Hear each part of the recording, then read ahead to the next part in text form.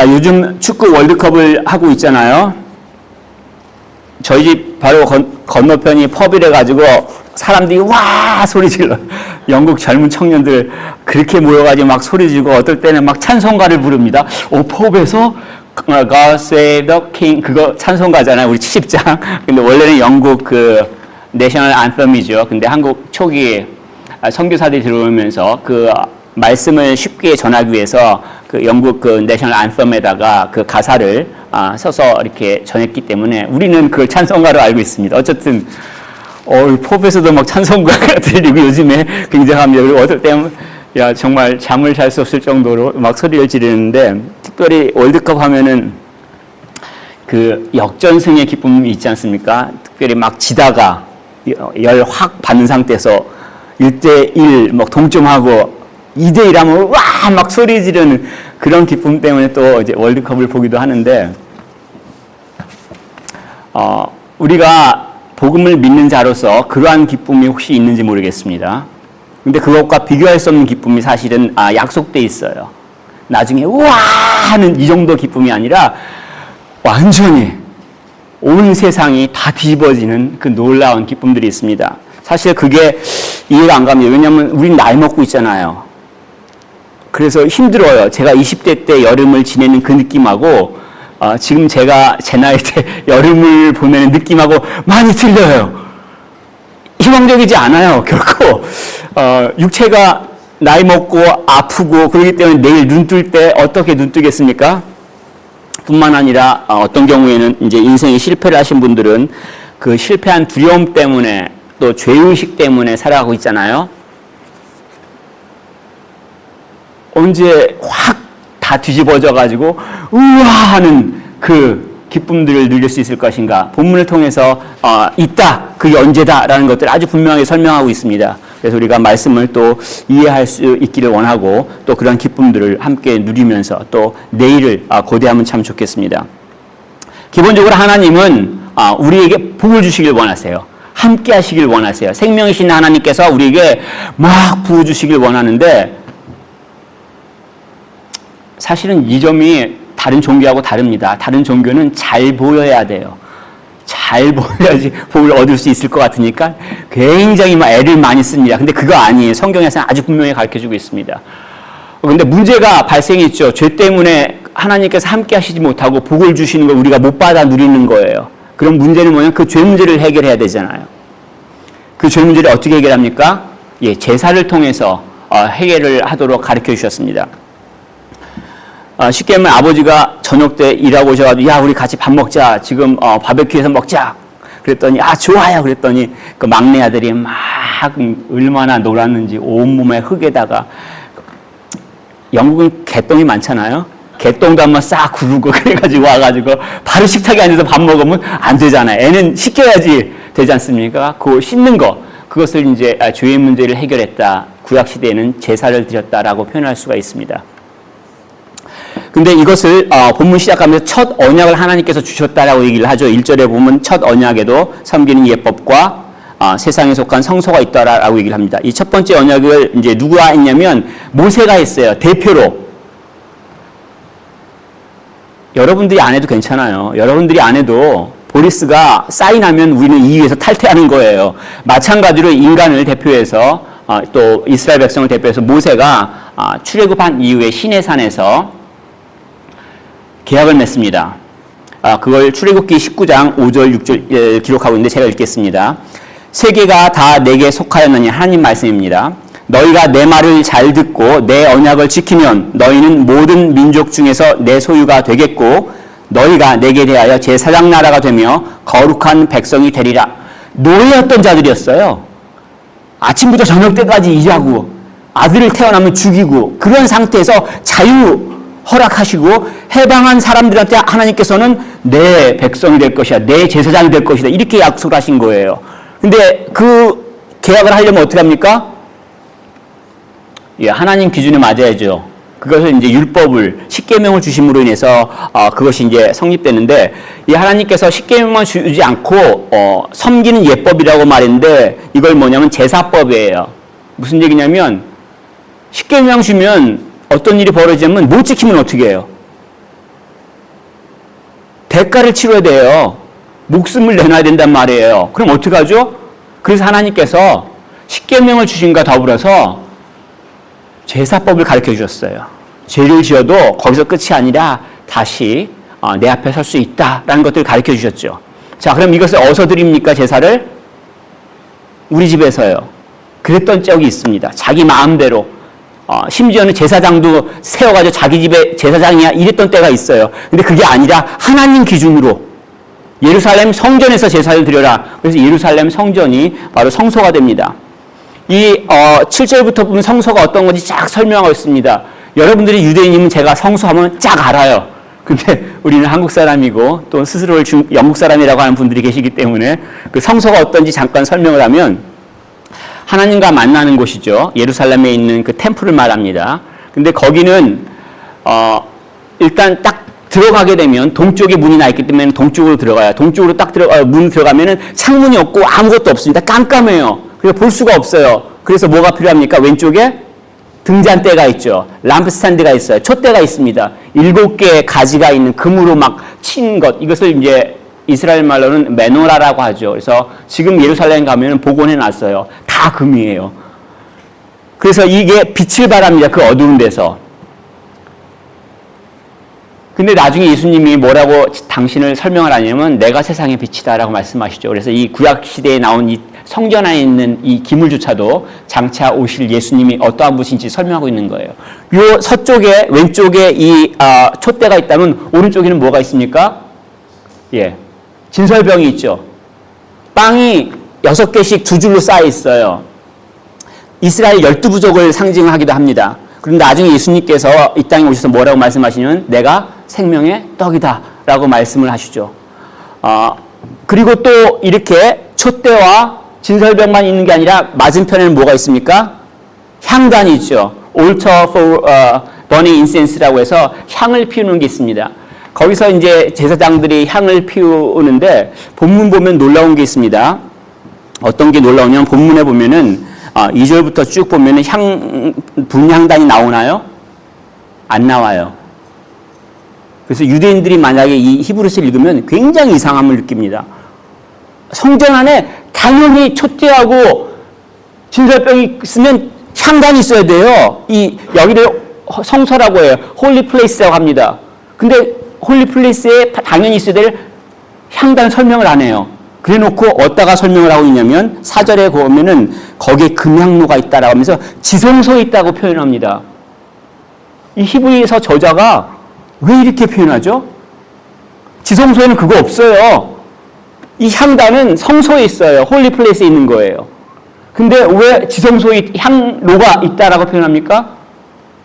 사실 이게 어려운 부분이긴 합니다. 근데 적어도 이 성소하고 지성소를 연결하는 게 뭐냐면 향로의 향이에요. 향을 피우면 그 향이 막 연기처럼 퍼져나가서 제사장이 들어갈 때 커튼을 들고 갈 때 글로 싹 들어가면서 제사장의 모습이 안 보이게끔 죄인의 모습을 가려주는 역할을 합니다. 그래서 하나님께서 진노하지 않는다 그래서 이 성소하고 지성소가 분리되어 있는데 이것을 연결하는 게 바로 향단이에요. 그래서 일반적으로 이 향단을 기도라고 표현합니다. 우리가 하나님 앞에 가는 그 모습들. 근데 이것을 뭐라고 지금 신약성경에서 설명하냐면 예수님이라고 설명하죠. 예수님의 희생, 향을 피울 때 자기를 불태워서 자기를 희생해야만 향기가 나잖아요. 연기가 나는 것처럼 예수님의 그 희생으로 인해서 우리가 하나님이 계신 곳까지 갈 수 있다는 것들을 설명을 하고 있죠. 자, 그리고 이 지금 설명에 있는 성소에 앞에 딱 가로막혀 있어요. 휘장, 커튼이 막혀 있습니다. 우리가 생각하는 저런 커튼 아니에요. 그 휘장이 지금 요세푸스라고 하는 사가가 어떻게 설명하고 있냐면 높이가 25m야. 커튼 높이가 25m예요. 폭이 8m야.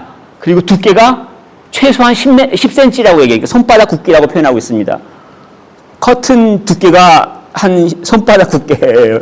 25m, 8m면은 완전히 이쪽하고 이쪽을 딱 가로막는 거죠. 뭘 말하냐면 죄로 인해서 우리가 하나님과 분리됐다는 걸 가리키고 있습니다.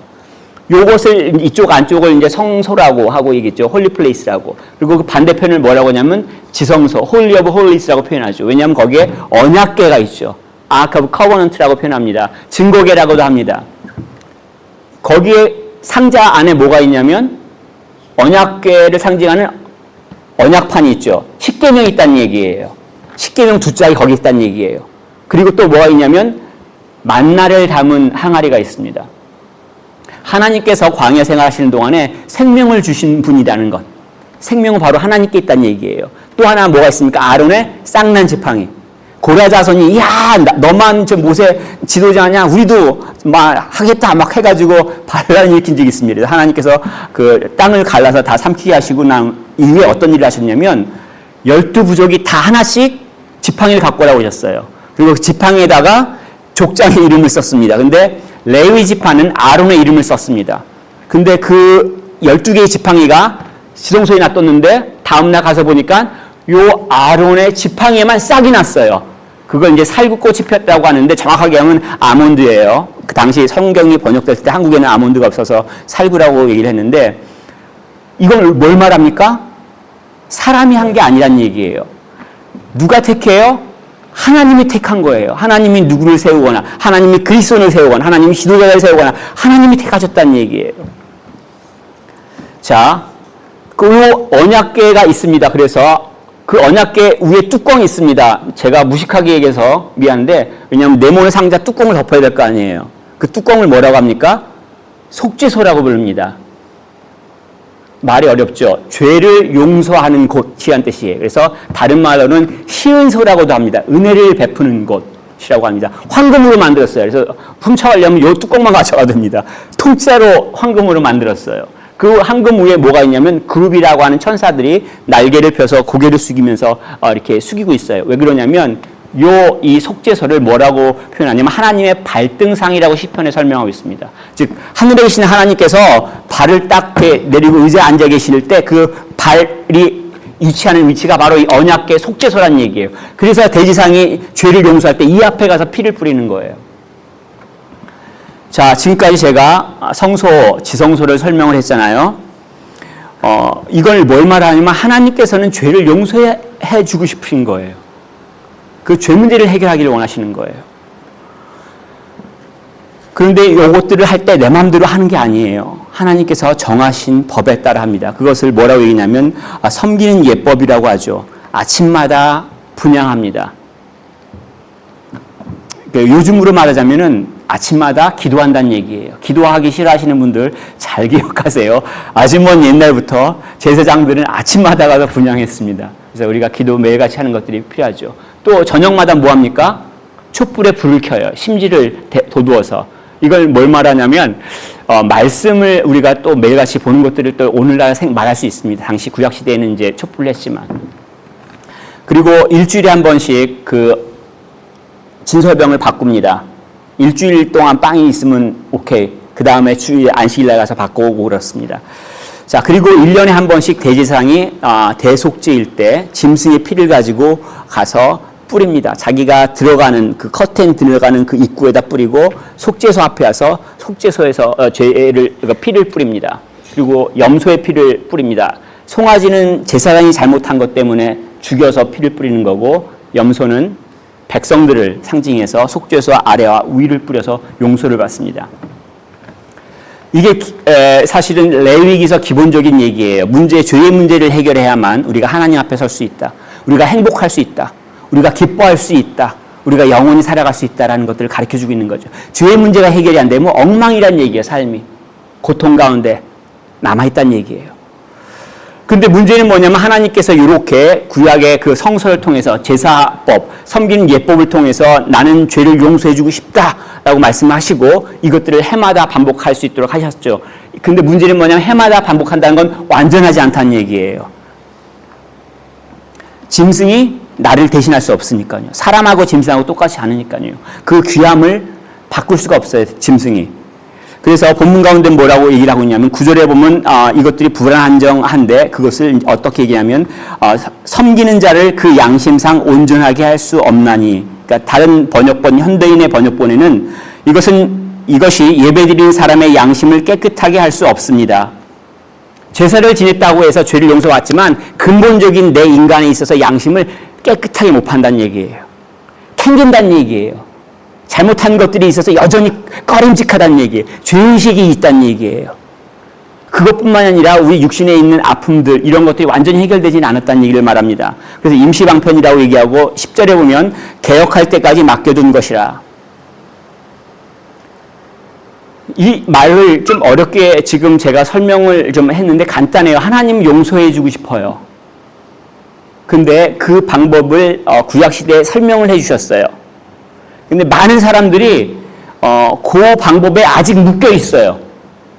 첫 언약에 묶여 있어요. 무슨 얘기냐면 예수를 믿는 사람은 이 첫 언약에 묶여 있지 않습니다. 근데 아직까지 죄의식에 있는 사람들, 내가 잘못해가지고 내 인생이 이렇게 살아가나?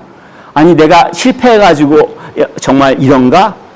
그러한 죄의식의 문제를 갖고 있다면 첫 언약에 묶여 있다는 얘기예요. 좀 어렵지 않아요? 본인의 삶들을 돌이켜 봤을 때 아우 내가 잘못해서 내가 이래, 내가 잘못해서 우리 가족이 이래, 내가 잘못해서 내가 속한 공동체가 이래 라고 생각한다면 아직 죄의식의 문제가 해결이 안 된 거예요. 양심이 아직 자유롭지 못하다는 얘기예요. 물론 이것은 화인 맞은 양심과 다릅니다. 화인 맞은 양심이 성경에 나오는데 이거는 뭐냐면 죄를 짓고도 죄인지 몰라요. 그래서 불화살로 맞은 완전히 망가진 상태를 말합니다. 근데 예수를 그리스도를 믿는 사람들은 뭐냐면 죄인지 알아요. 고통스럽지만 거기에 죄의로 노예로 묶여있지 않습니다. 그런 것을 11절부터 설명하고 있는데 그리스도의 피로 씻겼기 때문이라고 가르쳐 설명을 하고 있습니다. 11절에 그리스도께서 장래 좋은 일 대제사장으로 오셨죠. 12절에 보면 자기의 피로 영원한 속죄를 이루사 단번에 성소에 들어가셨느니라 라고 얘기하고 있습니다. 여기서 두 가지 것들을 설명을 드리고자 합니다. 첫 번째 뭐냐면 예수님께서 죽으셨을 때 성소의 휘장이 위에서부터 아래로 찢겨졌어요. 죄로 인해서 성소하고 지성소가 막혀져 있어요. 하나님께 갈 수가 없는 것이 예수님의 죽음으로 인해서 열렸단 말이에요. 살아갈 길이. 그리고 또 예수님께서 부활하시니 어디 가시냐면 하늘에 올라가셨잖아요.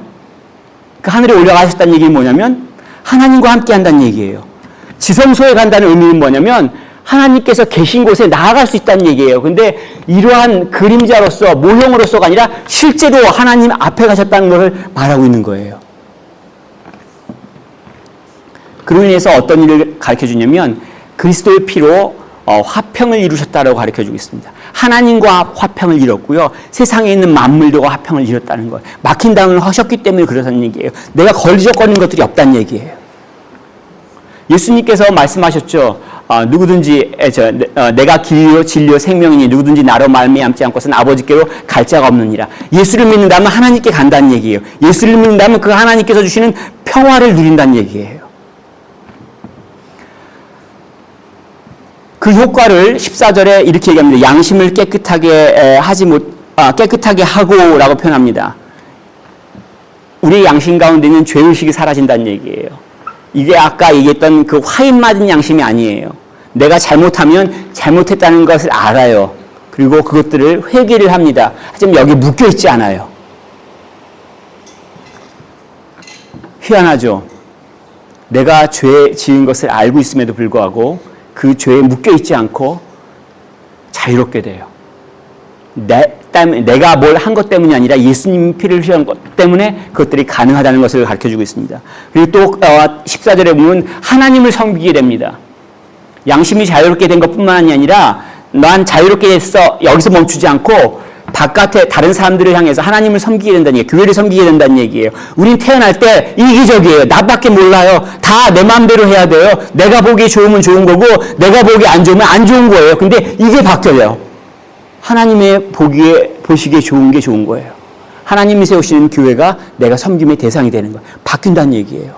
그리고 영원한 기업을 15절에 보면 얻게 된다는 얘기죠. 하나님께서 만드신 나라를 얻게 된다는 거예요. 그 기쁨들을 지금 내가 누리기 시작하면서 주님께서 다시 오실 때 온전하게 누리게 되는 것들을 볼 수가 있습니다. 그래서 더 좋은 언약이라고 이야기하고 이전에 보면은 새 언약이라고 얘기를 하고 있죠. 8장 8절에 보면. 자, 근데 이것을 이루기 위해서 여러 가지 생각할 것들인데 본문 가운데 좀 어려운 것들이 나옵니다. 어떤 것들이 나오냐면 유언이 나오고 뭐 그렇게 죽음이 나오는데 오늘날 우리가 생각하는 것과 많이 틀립니다. 뭐 어떤 것들이 틀리냐면 이 예수님의 죽음은 언약과 항상 같이 갑니다.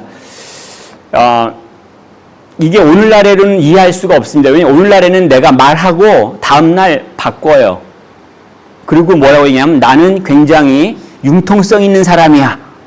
그렇게 하면 성공해요. 이게 오늘날 우리 흐름이라고 볼 수가 있는데 하나님께서 그렇게 자기의 말을 바꾸시지 않아요. 그래서 이 하나님께서 언약을 맺으실 때는 그 언약에 대한 것들이 항상 생명과 같이 있습니다. 이것을 구약에 보면 분명한데 하나님께서 아브라함과 처음 언약을 맺으실 때 어떻게 하시냐면 짐승을 잡습니다. 소를 잡고 염소를 잡고 비둘기를 잡아서 어떻게 하시냐면 그걸 두 개를 쪼갠 다음에 양쪽으로 놔둬요. 그리고 그 가운데 지나갑니다. 이 얘기는 뭐냐면 짐승을 잡아가지고 쪼개서 양쪽으로 놨던 건 뭐냐면 내가 만약에 언약을 맺었는데 언약을 지키지 않으면 짐승이 쪼개지는 것처럼 나도 죽는다 이 얘기예요. 근데 그 언약을 지나가신 것이 횃불이었다는 걸 통해서 우리는 하나님께서 책임을 지시는 것을 좀 볼 수가 있습니다. 근데 모세가 맺은 첫 번째 언약도 마찬가지예요. 모세가 18절부터 22절까지 모세가 하나님과 맺은 언약을 설명하고 있는데 출애굽기 24장 얘기입니다. 모세가 시내산에서 내려와서 백성들한테 하나님과 이런 언약을 맺겠냐? 라고 했을 때 백성들이 맺겠습니다. 그랬어요. 그러자 모세가 한 일이 뭐냐면 짐승을 죽여서 그 피를 가져옵니다. 절반은 성소에 들어가서 뿌리고 절반은 백성들한테 그 피를 막 뿌려요. 내가 하나님의 백성이 되겠습니다. 라고 고백한 사람들이 막 피를 뒤집어 쓰는 거예요. 그 얘기는 뭐냐면 그 언약이 만약에 지켜지지 않는다면 죽음으로 그 대가를 치르겠다는 얘기예요. 그래서 출애굽기 24장 8절에 모세가 피를 뿌리며 이렇게 말합니다. 모세가 그 피를 가지고 백성에게 뿌리며 이르되 이는 여호와께서 이 모든 말씀에 대하여 너희와 세우신 언약의 피니라. 그리고 이뿐만 아니라 장막에 쓰이는 모든 물건들의 피를 뿌립니다. 심지어는 제사장한테도 피를 뿌려요. 그래서 제사장 귓볼, 엄지손가락, 엄지발가락에 다 피를 묻힙니다. 하나님의 거라는 것들을 증명하는 거죠. 그 언약이 깨질 경우에 죽음이라는 것들을 얘기를 합니다. 사실 얘기를 하다 보면은 뭐 굳이 그렇게까지 하시나 그냥 대강 넘어가지 그렇게 얘기할 수도 있어요. 오늘날도 마찬가지입니다. 사실은 여러 가지 일들이 발생했을 때 뭐 피 흘림 없이 그냥 용서하시면 안 되나? 그냥 넘어가면 안 될까? 라고 얘기를 합니다. 근데 그럴 경우에 어떤 일이 벌어지는 거죠? 정의가 훼손되는 거죠. 정의가 훼손된 곳은 천국일 수가 없어요.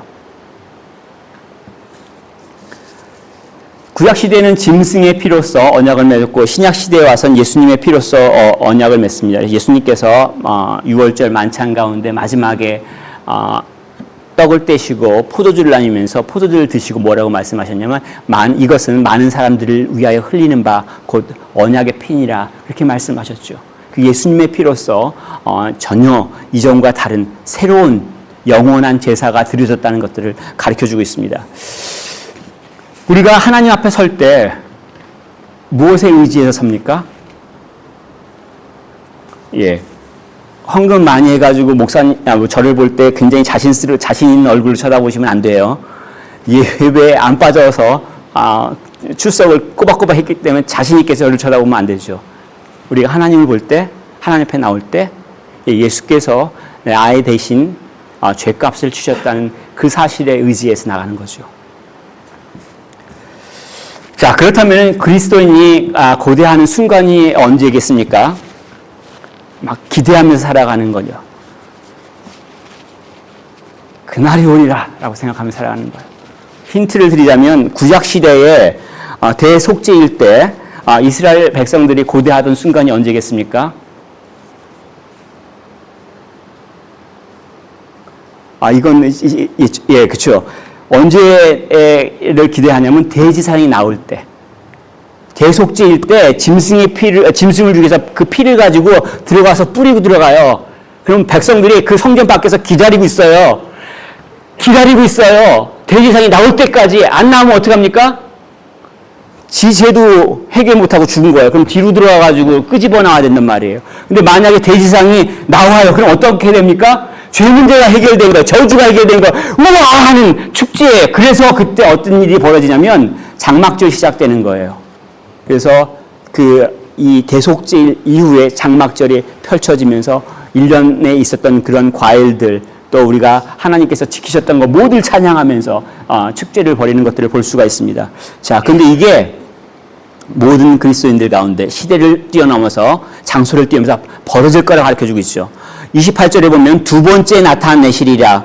자, 두 번째 누가 나타나요? 예수님이 나타난다는 얘기죠. 첫 번째는 언제 나타나셨어요? 2000년 전에 팔레스타인 지역에서 나타나셨어요. 근데 두 번째 언제 나타나시냐면 하늘에 오르신 예수님께서 이 땅 가운데 내려오시는 걸 말해요. 대제사장이 지성소 안으로 들어가서 피를 뿌리고 용서를 받고 살아서 나오는 그 모습처럼 하늘에 오신 예수님께서 다시 오실 때는 뭐냐면 완전히 죄 문제가 해결되고 용서가 받았다는 증명이 되는 그날이 된다는 얘기예요. 하나님의 나라가 펼쳐진다라고 마태복음에서 설명한 것처럼 이 레위기서를 통해서는 이것이 죄 문제가 완전히 해결되는 것들을 가르쳐주고 있습니다. 죄 문제하고 상관이 없어요. 내가 어떠한 죄를 지었던, 내가 어떠한 실패를 했건, 어떠한 고통 가운데 있던, 어떠한 문제가 있던 상관이 없는 거예요. 그런 세상이 펼쳐지는 것들을 가르쳐주고 있습니다. 첫 언약을 통해서 하나님께서는 우리와 함께 하신다는 것을 가르쳐주셨고, 그리고 그 죄의 문제를 잠시나마 짐승의 피로 대신하셨습니다. 그리고 이것을 예수님께서 그리스도로서 피를 십자가에 흘리심으로 인해서 영원히 완전히 해결했죠. 우리가 갖고 있는 혹시라도 죄 문제가 해결되었는지 돌이켜보기를 원합니다. 아담의 경우를 통해서 죄를 지었을 경우에 어떤 일이 벌어지는지 설명을 했죠. 하나님을 피해요. 하나님을 몰라요. 그게 죄의 결과예요. 그리고 남 탓을 해요. 그리고 하나님께 주신 일이 고통으로 여겨집니다. 그리고 주변 환경이 저주로 나를 막 괴롭힙니다. 근데 이것이 죄의 결과죠. 여기 묶여있지 않습니다. 오히려 이러한 세상 가운데 살아간다 할지라도 기쁨을 맛볼 수 있고요. 물론 주님께서 다시 오실 때 온전한 기쁨들을 누리겠지만 소망을 갖고 살아가게 되는 것을 우리가 가르쳐주고 있습니다. 그러한 기쁨들 가운데 사실은 우리가 살아갈 필요가 있지 않습니까? 살아가면 좀 힘들어요. 고난 가운데 있고 원치 않는 일들이 벌어지고 내 육신이 아니면 내가 원하는 사람이 내 마음대로 되지 않을 때 그 고통 가운데 살아갈 때 있어서 그럼에도 불구하고 그런 아픔 가운데서도 불구하고 소망이 있는 날, 온전히 회복되는 날이 있다는 것들을 가르쳐주고 또 그 기쁨들을 누리는데 그러한 기쁨 가운데 우리 모두가 또 살아갈 수 있기를 원합니다.